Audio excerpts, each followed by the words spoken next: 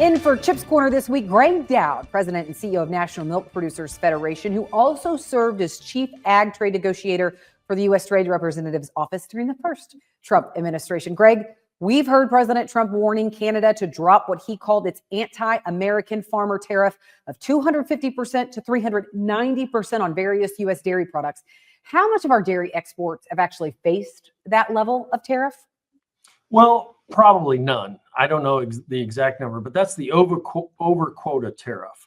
So that's so you have a certain amount at a zero tariff or very low tariff, depending on what it is. And then once you hit that threshold, it goes above that. The challenge isn't the tariff. The challenge is how Canada allows the allocation of the product to be given to its customers. They don't let us sell at retail. We get it allocated to processors who don't use it, and then our fill rate of the TRQ is only about a third these days and going down. So we've got this is the friction point. We had a dispute on this. U.S. didn't win the dispute. We're still not happy about it, and obviously this is something that has to get rediscussed here next year with USMCA. You mentioned USMCA. You were part of the first USMCA negotiations. Dairy trade with Canada, that was one of the last really pieces of the trade deal to get worked out. So is Canada doing, Greg, what they agreed to do? Well, that's a great discussion. It was unbelievably difficult negotiation because of their supply management system up in Canada. And so we tried to figure out a way to keep them from sneaking around and tucking their skim milk powder and their protein products into third country markets. And I think we fixed that. The problem is they're now packaging it with other things and sticking it in the U.S. market and other places. That's one side of it. But the problem is we can't get the access that we think we negotiated that we're entitled to going into Canada. That's really the rubbing point.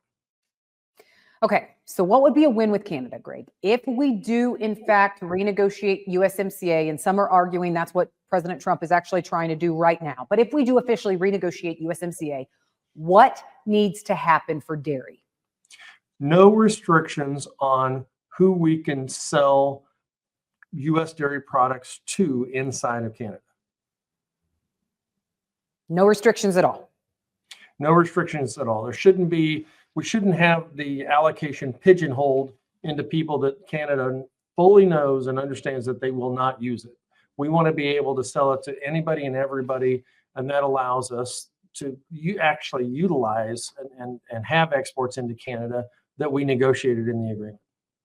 So do you agree with President Trump's tough stance really on dairy? I mean, we know that dairy was kind of a point of contention during the first Trump administration. Now he's drawing a hard line once again. Do you agree with what he's doing?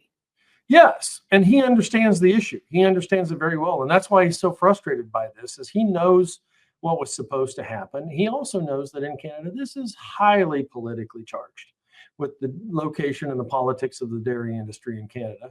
And so this is what, President does on trade issues, is he forces the issue, and that's what he's going to do. Greg, there's been so much confusion on this, so I appreciate you joining us and providing some clarity. Anytime. Thank you. Greg Dowd with National Milk Producers Federation. All right, we need to take a quick break, and then helping you prepare for planting, we check in with Randy Dowdy and David Hula next.